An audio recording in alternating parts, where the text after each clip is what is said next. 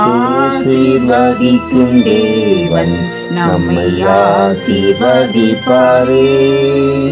துதி ஸ்தோத்திரம் இயேசுநாதா, துதி உமக்கே என்றுமே.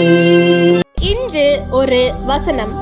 முதிர்ந்த வயதில் என்னை தள்ளிவிடாமலும் என் பெலன் ஒடுங்கும் போது என்னை கைவிடாமலும் இரும். சங்கீதம் 71:9.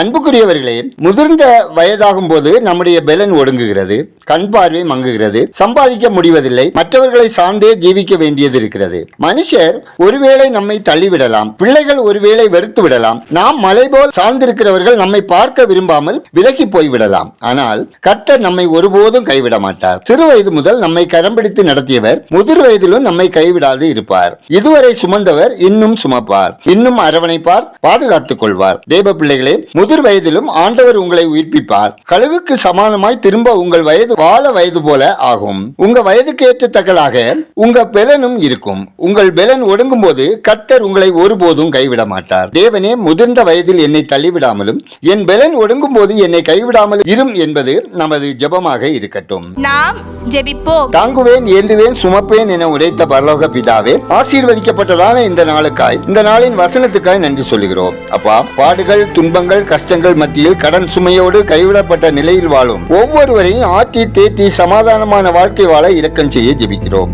ஆண்டவரே, நீங்கள் எங்களை கண்காணித்து எல்லா தீங்குகளில் இருந்தும் ஆபத்துகளில் இருந்தும் எங்களை காத்து முதிர் வயதிலும் எங்களை தள்ளிவிடாமல் வழி நடத்த ஜெபிக்கிறோம். எங்கள் எதிரிகளுக்கு முன்பாக எங்களுக்கு ஒரு பந்தியை ஆயத்தம் செய்து எங்கள் தலையில் எண்ணெயால் அபிஷேகம் செய்து எங்கள் பாத்திரம் நிரம்பியொழிய செய்ய ஜெபிக்கிறோம். எங்கள் ஜீவனுள்ள நாளெல்லாம் நன்மையும் கிருபையும் எங்களை தொடர செய்ய ஜெபிக்கிறோம். உமது வருகையில் நாங்கள் எங்கள் குடும்பமாக திருச்சபையாக பங்கெடுக்க தகுதிப்படுத்துங்க.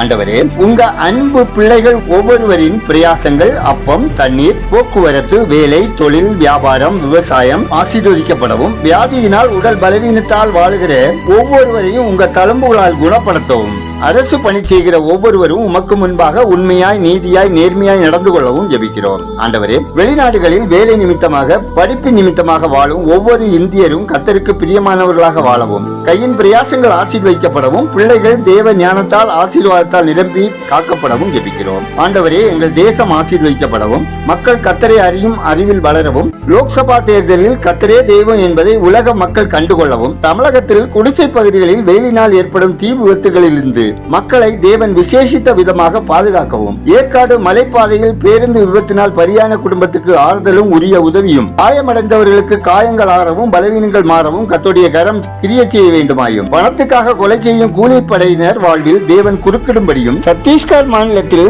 சரணடைந்த நக்சலைட்டுகள் மனம் திரும்பவும், ரஷ்யாவின் மிரட்டலில் இருந்து இங்கிலாந்து தேசத்தை விசேஷித்த விதமாக தேவன் பாதுகாக்கவும், தென்னிந்திய மாநிலங்களுக்கு தேவையான மழையை தேவன் பெய்ய செய்யவும் ஜெபிக்கிறோம். எங்கள் விண்ணப்பத்தை அங்கீகரித்ததற்காக நன்றி சொல்லுகிறோம். துதிகனமையுமே உமக்கே செலுத்துகிறோம். இயேசுவின் நாமத்தில் ஜெபிக்கிறோம் எங்கள் ஜெபங்களும் நல்ல பிதாவே, ஆமென்.